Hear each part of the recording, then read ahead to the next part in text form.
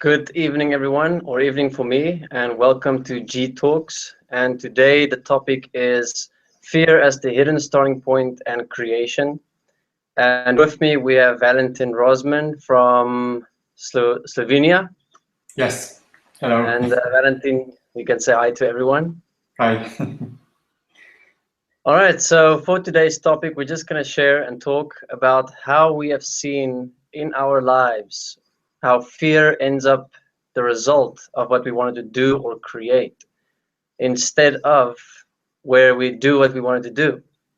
So just to start off, Valentin, I would like for you to see if you have anything to share to start a topic just where you have seen in your life.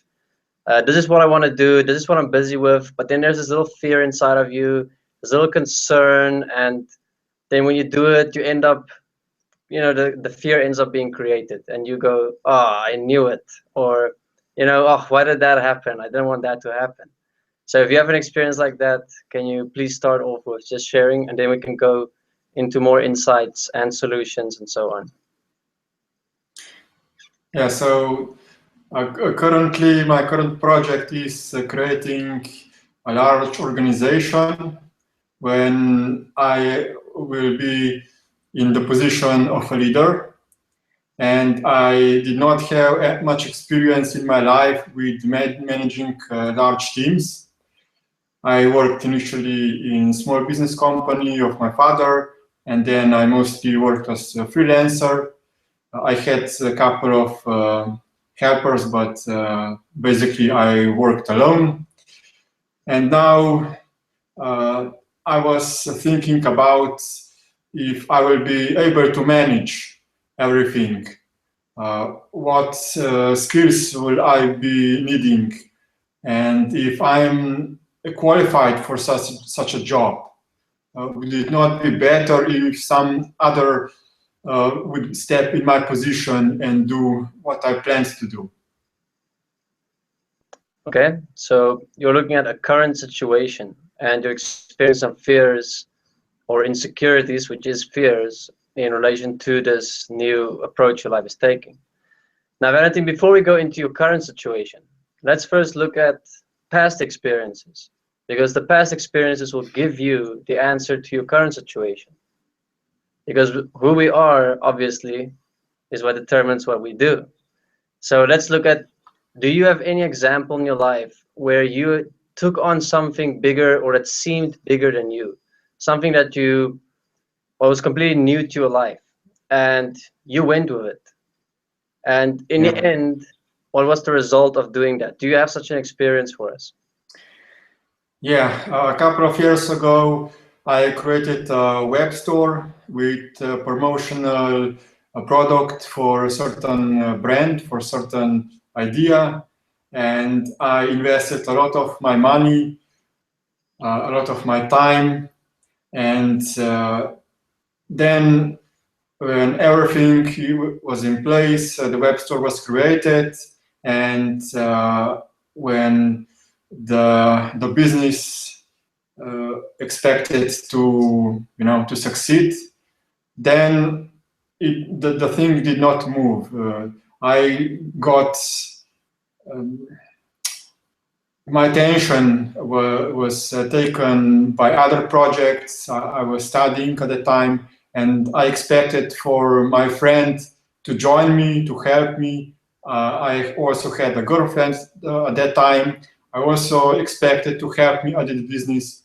So I had not enough manpower and I had to cancel this project. So it was quite a financial loss, and certain people criticized me why I decided to do such project, that I was not competent. So it created a bad experience for me. Okay. So when you look at your current situation, do you have that same experience within you right now? Well, that it can have the same results, or that the same kind of thing might happen? Well, yes, of course. When starting any project, it still can be a point of failing. You know, everyone can fail at any time at anything. Yeah. So yeah, there is always a point of fear of failing. Fear of failing. Okay. Yeah, but it's not the fear of failing itself. It's this nasty experience of expecting, or knowing that others will criticize you. Oh, So it's more the fear of not being accepted by others. okay. For others to ignore you, to think that you are not competent, that you are a loser, that others will turn away from you, leave you alone. Yeah. It's more about this. You're bringing a lot of dimensions in, Valentin. Yes. I thought you wanted this. No, it's good. Bring all the dimensions. Okay. All right, so what are we looking at? We're looking Yeah. at you creating something. And you just mentioned all the little hidden fears. Yeah. Okay. Now, imagine you're creating something big. Okay. But you have all these little fears that is actually directing every single move you do. That is actually teaching you something else besides what you have to learn to make a success of what you're doing. Because we have to understand that if there's fear inside of us, if there's a fear that is being held inside of us the whole time, throughout our entire day, then every action, every word, every thought we have is from that fear. Therefore, we're not creating what we set out to do. We're creating that fear. And it's in the little things that you build the big things. So writing a document, or talking to people, or going out to a meeting or a conference or something to improve yourself. If that fear is there, then you'll only listen to the information according to the fear that you have inside of you. All right, will this that I'm listening to, prevent the fear I'm having inside of me? Will this I'm learning now prevent the fear that I'm having inside of me? So you're not learning anything, you're only learning your fear. You're only teaching your fear, you're only feeding your fear. And what do we end up creating then? Our fear. Yeah. Because we've now collected all these things in our world to prevent all these fears, but we didn't learn anything we needed to learn to actually make a success or to actually do what we set out to do. So Yes. I have a cool example that I can give you. You've probably seen in my blogs or in my writing or on our chats where I have shared the story before. The first time I ever saw this fear in action, let's take something you want to do right now. Like on the farm that I live, we have to clean the septic tanks every few years. Now to do this, you have to dig open this tank and then you have to take off this lid. Now the lid is very specific. It doesn't have handles. It fits on precisely onto this septic tank where all your poo and your pee and everything goes in your toilet paper and it stinks really bad. So I opened it and I took this lid off. And the septic tank came and they sucked empty this tank. Now at the end of the day, I had to, close it up. So I was standing over this hole with this lid and there's no handles and I had to drop it onto the septic tank. But inside of me, there was this fear the whole time of what if I drop it? Or what if I have to climb in and go fetch this lid inside the tank? I don't want to climb into a tank that was full of people's shit. So with this fear, I started shaking a little bit, and now how am I going to get that lid on? I'm shaking. I'm not stable. I'm not here. I'm not actually doing what I need to do. And as I dropped the lid, guess what happened? It fell into the tank. Oh. And that meant I had to climb into this shit tank and I had to take out the lid and I had to try again. So I went for a walk for 10 minutes, just breathing. I was like, if I do not stop this fear, I'm going to be climbing into that tank and out of that tank all day. I'm not going to get this lid on. So I stood over it and I didn't think. I just stopped all thinking. and boom, I drop the lid and on it is. So what am I trying to say here? I found it so difficult to let go of the fear because the first act or the first actions I did confirmed my fear. So now I believe my fear, and now I believe my fear is real. And that means that I'm going to drop the lid again. It's going to happen again. It can happen again. Only because I feared the first time. If I didn't fear the first time and I did it right the first time, then what would have been confirmed? That I can do it. So it's past experiences that make fear so real, and then we believe that we have to trust fear. We have to hold on to fear because it's guiding us. It's giving us all the right directions and indications, but it is literally not. It's creating a shaky human being. You're always shaky when you're in fear. So you can only take in the information, or you can only learn what you need to learn in a shakiness. You know, what's going to help me not shake? So that is my example of where I learned that fear creates our reality. And that's short term. That's like instant fear creation. But what you're talking about is long term. This means you cannot look at the future and go, you know, I need to fear this and that, because you don't know what's going to be created yet until you've done it. Yes. So when we come back to a long-term situation such as yours, which you haven't lived yet, you're bringing a situation here that you haven't lived yet. You cannot compare it to all the other situations you have lived because they were lived in fear. So you cannot trust any of them. Do you see what I'm trying to tell you here, Valentin? Yes, of course. Okay. So this is why experience, I was told by a great man once, experience means nothing. And I reacted to that because I had a lot of experience in my life with certain things, you know, athletics or building, using my hands. And then this person came and told me experience means nothing. And I didn't make sense first because, you know, experience means a lot. Everyone needs experience. Experience is how we become professionals. It's how we do what we do. But then this person told me exactly that your experience is based on self-interest, it's based on ego, and it's based on fear. So your experience is actually not valid. It's not real experience. So there is a difference that we have to learn between real experience and energetic experience. So I want you to look, Valentin, at where in your life do you have a short example of where you did something without fear? Do you have one of those? And you made a success? Yes, there are a lot of such experiences, both with fear or without fear. But for example, when I started my own business, initially in graphic design, I knew that it would take time before I get enough clients for this kind of job. So I decided to start with different service. And it was beginning of the spring, and I was living mostly outside the city, like in urban area, like in a village. A lot of houses with gardens, with trees, like fruit trees.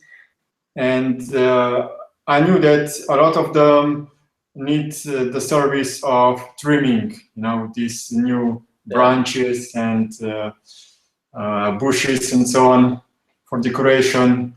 So, but I at that time had not much experience about this, how this is done.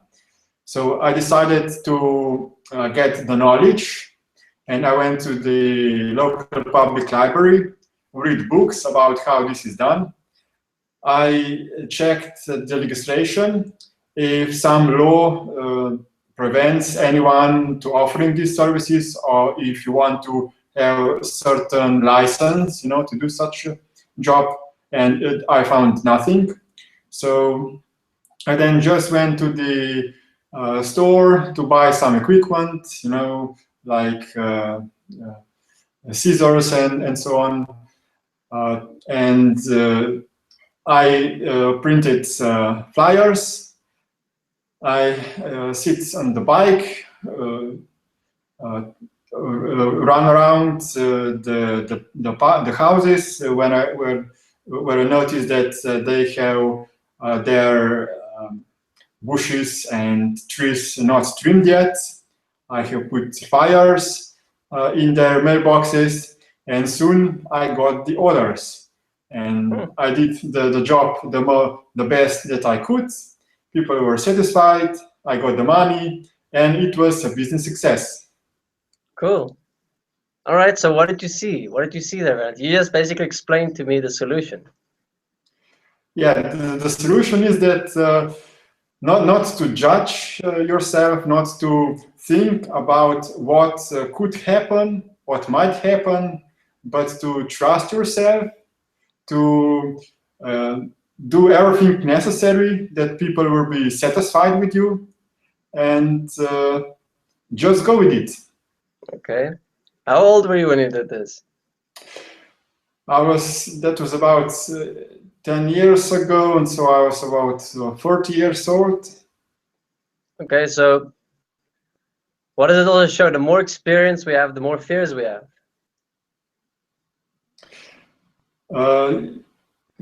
Well,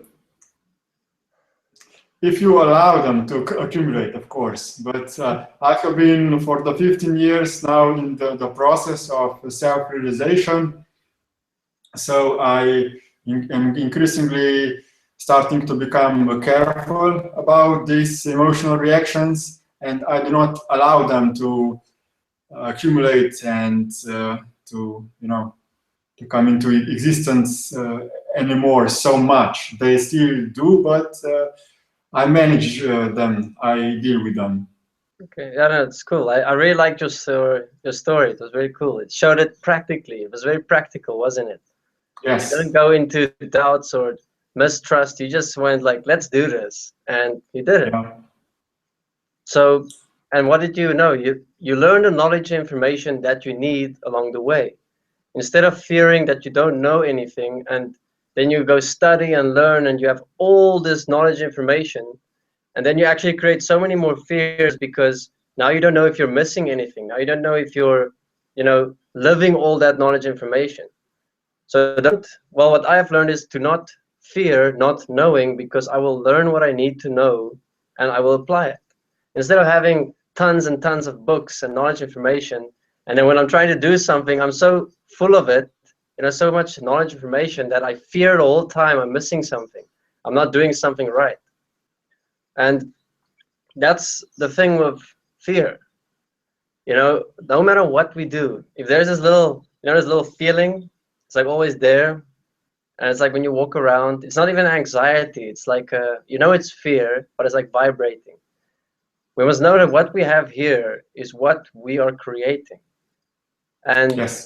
that's the thing that people need to understand, that doesn't matter what you do in your life. It might look successful for 2, 3, 4 years, but if the starting point was fear, somewhere along the way, that fear is going to catch up with you, and it's going to start showing in your life. So it's always good to look back at your timeline and to check, where did I live and create fear? Because you will not be able to prevent it anymore once it has been many years. That shit is gonna happen. That's the problem with fear. We cannot avoid our consequences. And sometimes it's not what we wish or want to live, but the best thing to change our creation that is not best for all, it's not best for ourselves, is to completely let go of that fear. Just drop it. Don't even give it one more thought. If you give any fear one more thought, then you're basically praying to it. You're basically giving it all your attention, all your energy. You're telling it, please become real. That's what fear does. So, in your current situation, Valentin, how are you now practically going to look at taking it on? I believe you already have, but maybe you can share with us what you have seen with this new big task that's lying ahead. Yes. So I learned how it is effective to all these thoughts in your head that are very fast, that are intangible, how it is cool to convert it in something that one can analyze. And I found these tools of writing. I use it all the time. So if I'm worrying about something, I just grab a piece of paper or sit on my computer and write down the thoughts that I have, and then I see where these thoughts come from, what are they related to, what events in the past. Yeah. And in relation to fear, I noticed that a lot of these thoughts are connected to my father, because I am the oldest child, the oldest son, and my father was inventor. Even he wanted to be the best. He needed for other people to praise him. To constantly say how good job he has done, and he also the similar way expected for me. So he always pushed me to excel, and he was proud about me. So when people came to visit, he showed something that I'd done and said, look at what my son did. And he was proud about this.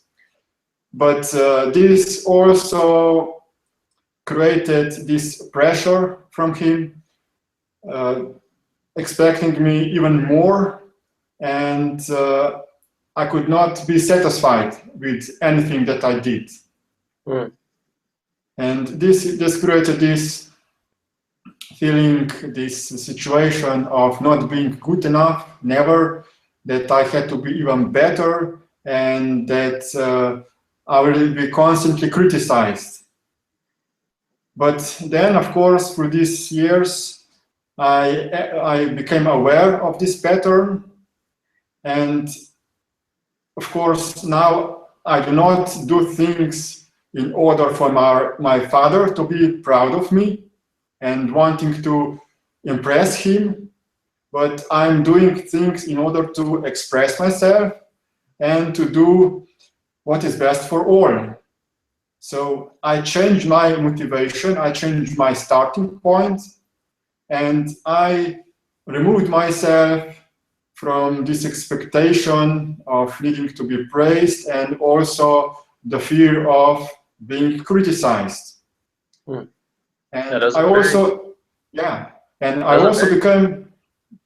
also became aware that if someone tells me something, if they express some criticism, mostly it is not related to what I specifically did, but it is mostly a projection of their own patterns. Yeah. So of their own patterns of wanting things to be perfect, of wanting things to be different than they are. So they do not accept the reality as it is, but want to be something different. And this creates this separation, this conflict from what is here. And this is why human relationships become troublesome. Human relationships, that's all another topic right there. Yeah. We always seem to seek drama. Yeah. Instead of just keeping stuff simple, relaxed, breathing and communicating and moving forward. Yeah. All right, so Valentin, fear creates our reality. We've just taken our own personal examples, our own personal lives, and we have taken 1-2 examples from you, 1-2 examples from me. But as you can see, that fear literally becomes the outcome. And the world is showing us one thing. It's heading towards a fear creation. So on an individual level, we all need to change. We need to stop trusting fear. Fear is when we do not want to hear what is here. And what is here is completely different than what fear is showing us. So the key to the correction is to simply be here. Because I can tell you, I've had so many examples in my life where I've tried, like my first time I had to go for my driver's license. I feared that I'm going to fail, and I did fail my first time. The second time, I was introduced to the tools of destiny. This was 8 years ago, and I removed the fear, and I passed. So the only thing that made me fail in the past was literally fear, because I was sweating. I was nervous. I couldn't think of half the things I learned for my driver's test, And this is conscious fear. That's what I like to call that, conscious fear. You're fearful consciously. But then we also have a resonant fear. I don't know if you've experienced resonant fear. It's as if no matter what you try and do, there's fear in it. You've already just gone into it. You cannot even feel the fear anymore. It's as if you're just living it. It's in your behavior. It's in what you do. And we like to justify it as well as prevention. But it's actually fear that's behind the prevention. All right, so then you end up creating that fear.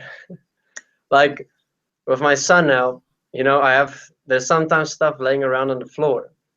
And then I'll have a reaction of, what if he trips over it? What if he gets hurt? So I'm trying to prevent now. Okay, let me clean it up. All right. So now I'm cleaning it up. Let's say it is a bucket full of screws, because we're working on the house. And I don't want my son to eat the screws.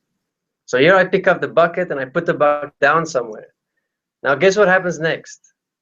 Where I put the bucket out of fear, I put it in a place where it looks safe, where I think it is safe, but the other people that was using it can still see it. So now my son starts dragging and pulling on this thing where I put the bucket of nails,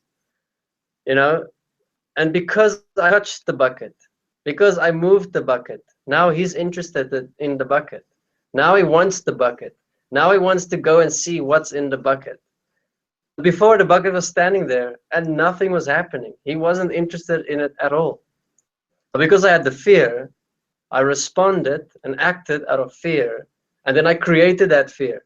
My reality just like, what do I do now? Now my son wants this bucket of nails. He's pulling on it. I can fall on him. And there's so many examples like that. Usually we think we're preventing, but that prevention comes from a little reaction, a little fear. And that's what is being created in. Wherever we place our attention as a fear, that's what we will create.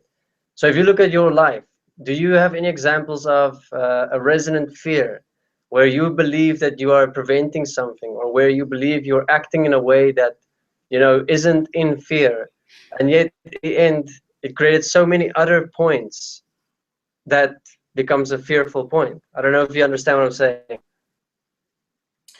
Yes. Well,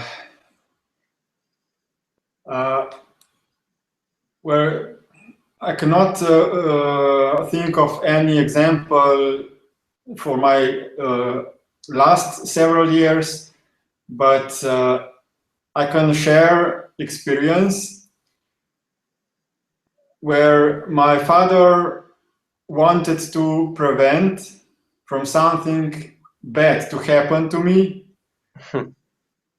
from in the school or in relation to my peers, because when he attended school he was bullied. And he wanted to prevent this experience to happen to me. So he did not allow me or my brother to go out in the evenings or in the weekends. So we always had to be in the home or somewhere where he knew where we were. And that resulted in me not developing social skills enough.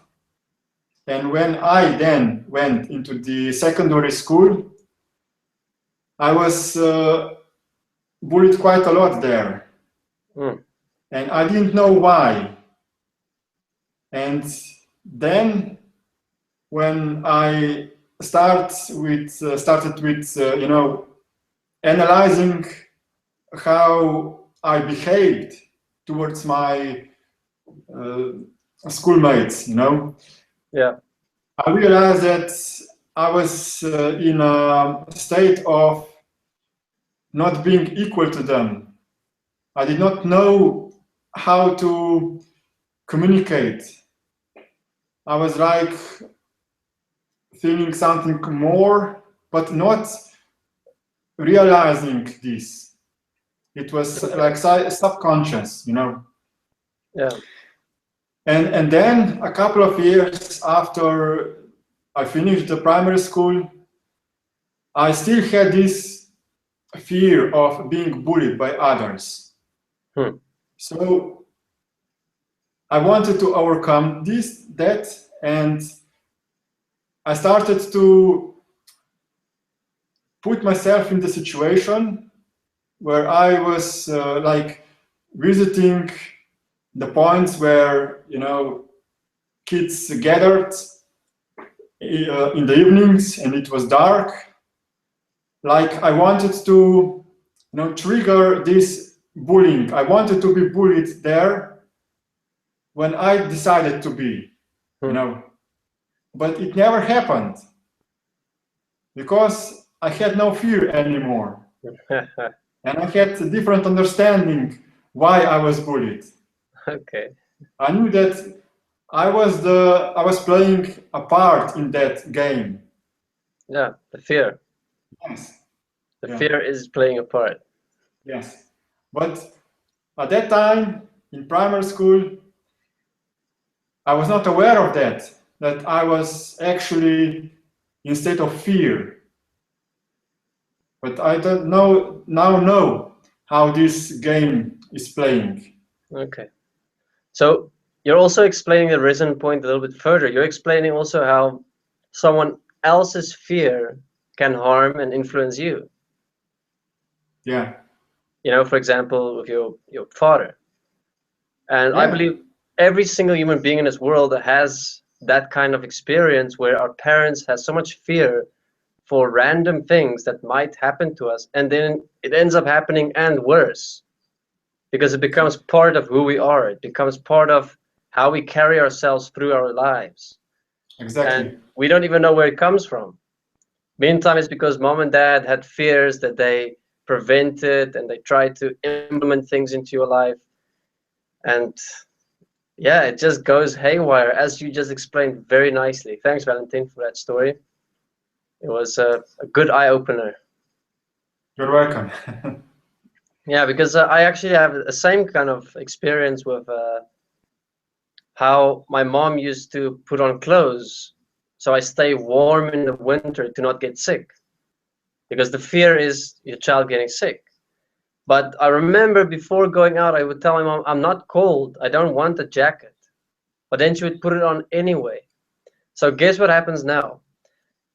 Now my body is so warm inside this jacket that by the time I get to school, I'm taking my jacket off. But because my body got so warm, I'm now even more prone to feel the cold or to get cold. So now I take my jacket off, and boom, it is even colder for me than it is for the other kids who didn't bring a jacket. So guess who goes home feeling sick? Me. Yeah. Yes. And then my mom go, oh, I told you. And you're like, no, you didn't tell me. We created this. Yes. You know, so that's another example that I got from your explanation of, you know, how parents put things onto children, onto us. And it's the same thing that I'm noticing with my son. But obviously I stop any fear and I do not act on it. For example, just 2 days ago, my son, Caesar, got scissors in his hands. Yeah. And the first point was like, whoa, get it out of his hand. It's scissors, you know? But he was just sitting there and he was just playing with the scissors. He was very calm. But as soon as I tried to take the scissors from him, because I had a fear that he might cut himself or he might stab himself. Guess what he did? He freaked out and he started swinging the scissors around. And then I just had to stop and I had to step back and let my son calm down, because then the scissors is calm. Yeah. So that's another example of instant fear creation, you know. And then obviously later on, he just put the scissors down and he's done playing with them. So I was freaking out because of ideas that I got from my parents, that I got from school and teachers, of how dangerous scissors is, because everyone's going to die if a child has scissors in their hands. Yeah.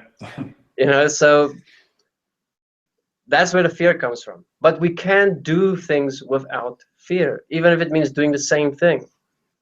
And that changes everything in how we do it and what we do.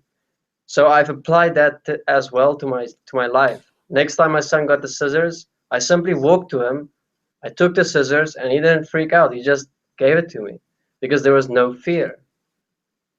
I was breathing, I was being practical. The scissors shouldn't be on the floor, first of all. Yeah. Right? It's not our scissors. There's many people living in our house. All right, so that's a cool example. So Valentin, I'm going to start asking people to put on questions that we can answer. But in the meantime, if you have any more questions yourself, if you have anything more you want to ask, any perspectives you're looking for, please don't hesitate to ask. And we'll also see who brings out something in the comment section. Okay. Actually, I just remember that it would be cool to share my reaction to fear. Okay. A couple of years ago, where this subconscious fear started to trigger massive energetic reaction in me. For example, I went to visit a family with children. I was working as a distributor for educational software. And when I started to explain to them what the function of this learning tool is, I started to subconsciously experience fear that they will not buy it. And I knew the father very well. I treated him as an authority, as something more. And he had a lot of kids. So I definitely wanted to make a sale. But then this reaction of fear triggered the energy in me. And this energy started to accumulate in the form of nausea, of vertigo, you know. I started to become dizzy. Yeah, I've also had that. Yeah. And then I started to get hot. And I started to get sick, you know. Yeah. I would want to vomit. And the picture started to roll, you know. I was so dizzy, like, you know, coming from this, playing machine, merry-go-round. Yes. Yeah, yeah. You know, it was the same. And I was not able to continue with my presentation. Oh, man. And I actually had to ask them if I can lay down, you know, on their sofa. And I was so hot, I was sweating, you know. And it lasted about 1 hour before my temperature went to normal. And when I started to feel well enough to, you know, to walk and to talk. And such kind of reactions I experienced quite a lot about 1 year ago. But then after I went through this process of removing my fear, of understanding where this fear of judgment comes from, now I'm okay. And I can do anything, say anything to anyone, even to, I don't know, president or something. And I'm pretty calm. You know? Yeah, me too. Yeah. But you know, this is, you know, you explained how this energy actually takes control of our physical bodies, and it prevents us from doing something practical, something that we want to do. It totally paralyzes us, yes. So we must not allow this energy of fear to influence us, but to become stable here, breathing, and to be aware of our physical bodies and direct our physical bodies into what we want to achieve. And to trust that we are capable of everything. Yes. Except what the fear is telling us. The fear is bullshit. Yes, it is. All right, so the main key here is whenever there's fear, drop it. It's not real. Let it go. Fear is never, ever, ever, ever, ever real. It's only keeping you from being here and being real.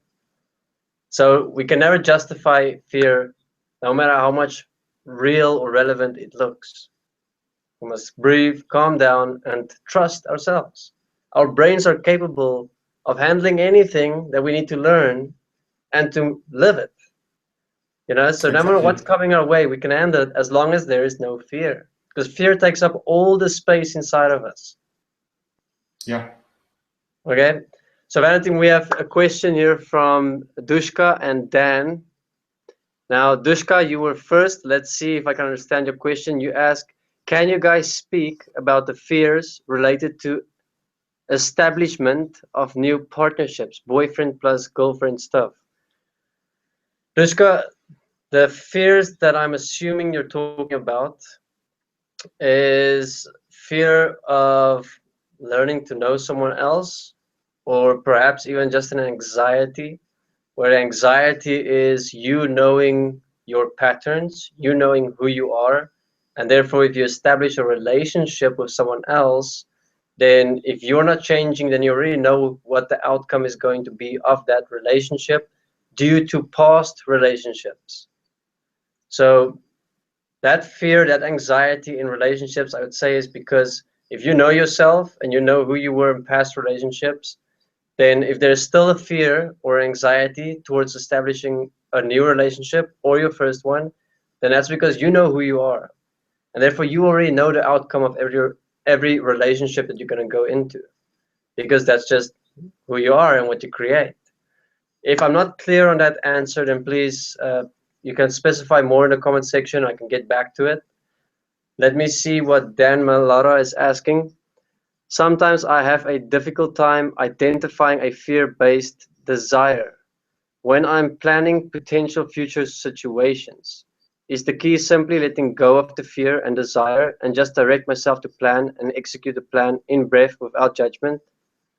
Yes, Dan.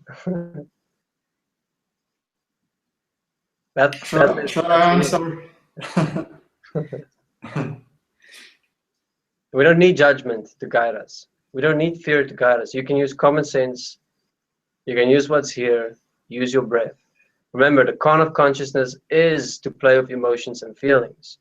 Emotion and feelings is never ever valid. No experience inside of ourselves is ever valid. It's not real because it's inside of you. What's real is what you can touch here and do here, what you can assess here, what you can see here. So when you're looking at, when you're planning potential future situations, are you planning it from fear or are you planning it from having a certain good outcome? If your starting point is fear in that planning, then you're just creating the fear. But if your starting point in that planning is because you can see physical points playing out and how you need to act to prevent it, simple as that. We don't need internal experiences to guide us. That's something we as humans have to learn, is that we don't need internal experiences to guide us. We just need our brain, our eyes, our bodies, our breath, and to be able to take in everything, to look at things, and to then direct it. And keep everything practical, not fear-based, not emotion-based, not feeling-based. Because then that's what we're creating. And then you're going to be like, yeah, I knew I should have prepared for this. Look, it became real. But that's just because you planned it that way. Therefore, every word, every action, everything you did from there on was for the creation of that fear. And for you to be able to say, look, I was right. Look, I've won. Look, my preparation wasn't for nothing. So you have to look at practical, real-time things. You have to consider other people and their fears. But you do not have to fear. You do not have to take on that fear and become that fear. And then plan according to fear. You just remain practical. Breath. Physical.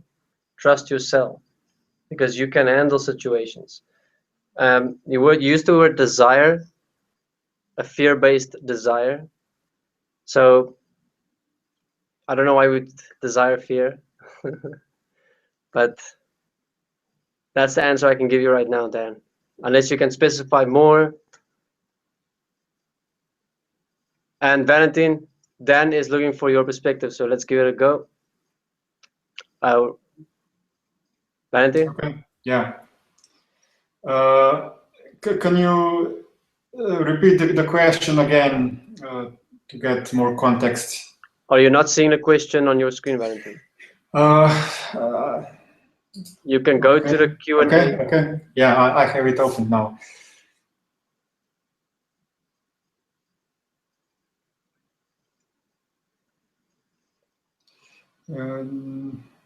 Group chat question. Oh, question and answer. Yes. Okay. Let me see.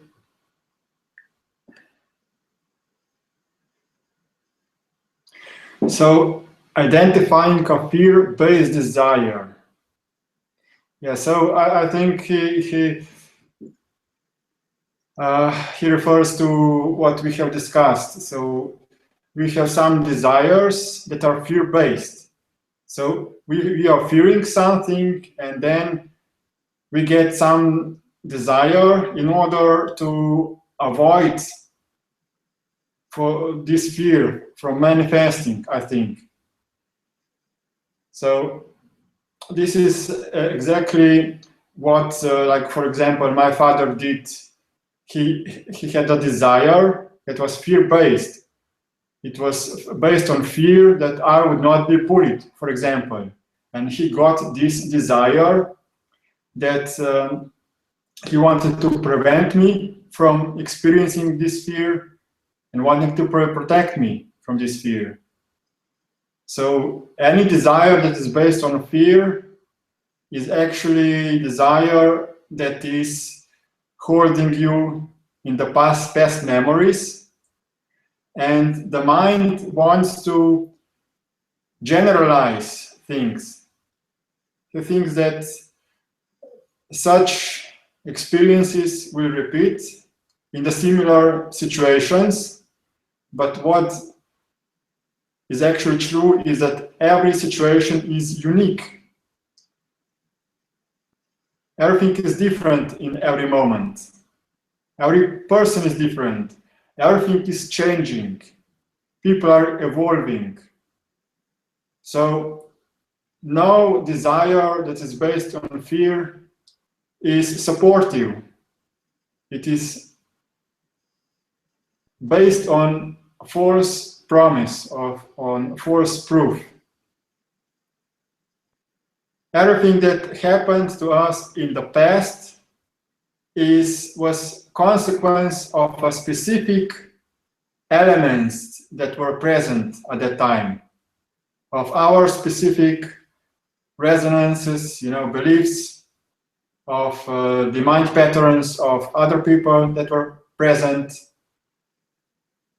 of the environment. But that was unique situation, and it will never ever happen again in exact manifestation. So drop all desires based on fear, would I suggest. Cool, Valentin. I really like that. If you also look at the word desire, if you look at how the monks and priests from ancient times, they used the word desire instead of the word prayer. So desire can be a prayer. Your desire is actually your innermost prayer. It's what you pray to. It's what you hold on. And I can see that when you have a certain desire, that this desire comes from a fear. I mean, that's why people pray to gods. It's because there's something you're fearing for. It can be a fear of not having enough, a fear of lacking, fear of failing. It can be a fear of anything that you desire to not experience. So when we place a desire in front of ourselves, it's to hide the fear that is behind us, which is our past, as you explained, Valentin. So thank you very much for the question, Dan. Truly appreciate it. Gave us a new perspective as well. And if there's any more questions, any more perspectives anyone would like, or that you can give us, please, in the comment section. We still have 10 minutes, but if we do not get any more comments in the next 2 minutes, then we will be calling it a night. All right, so Valentin, anything more from your side? I think we explained quite enough about fear. So we have expression in Slovenian language that fear is empty, and in the surrounding there is nothing. You know, so fear is pretending to be something substantial. Okay. But when you look at it, you realize that it is blank, that it does not actually exist, that it's manifested on lies, on illusions, on deceptions. Yeah, that is a cool saying in Slovenia. I must say, a lot of languages or different languages bring a lot of different perspectives.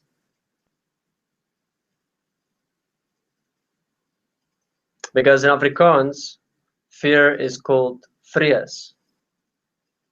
And vrees has the word reus in it, which means giant. So if you have a fear in Afrikaans, you have a giant in front of you. You know, but giants don't exist. So it's also, again, made up. And then if you look at vrees in Afrikaans, it also has the word free in it, F-R-E-E, which is free yourself from the giants, which is that holding you hostage to yourself by these giants that apparently exist inside of you. So yeah, that's how you can play with a lot of different languages and see what each word from each country, each language can bring us. I specifically like Spanish and Latin a lot, but I am not so familiar with Slovenia, but Slovenia seems to bring us some cool perspectives. Thank you very much, Valentin. And we also have one saying, that fear has big eyes. Okay. You know? So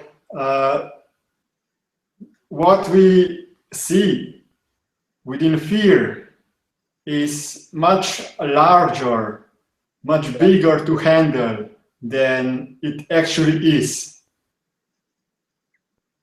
So when we remove fear, we start to see the things for what they actually are. Yeah. And also on that point that you just opened up, if you look at fear, fear is always ahead of you. You know, so it obviously makes everything bigger and more. But if you bring yourself back to yourself, and let's say you have to remove a mountain, you can only remove a mountain with one shovel, one spade at a time. So it doesn't matter if you fear if you're going to be able to do it or not. You can still only do one spade at a time of digging the mountain out of your way. You know, so it's not about how relevant your fear is or not. There's only a certain way that you can live, and that's one breath at a time. Yeah. So fear from that perspective doesn't mean anything. It doesn't matter if it's projecting your whole future in front of you, because you are still just here one breath at a time. You can still only do what you can do now. Like, how ridiculous does it look while you're sitting and eating porridge at home and you're thinking about so many fears? How's those fears real while you're eating porridge? What makes it real? We do if we act on it. Yeah. So basically every kind of such thinking and emotional and feeling experiences actually steal our true physical experience from ourselves and project something different than what is in reality. Yeah. All right. That was awesome. Thank you very much for the hangout, Valentin. Thank you very much for the comments, Dan and Dushka. I hope I'm saying your name right. Is it Dushka? Yeah, I know her, so yes. All right. This is her name, yes. And I'm looking forward to my next hangout, which will be in 2 weeks. I will find a topic for that. So enjoy the rest of the evening, everyone. And thank you very much for listening. And thank you very much, Valentin, for being here today on a guest on the G It was my pleasure. And enjoy. Thank you. You too. Bye, everyone. Bye-bye.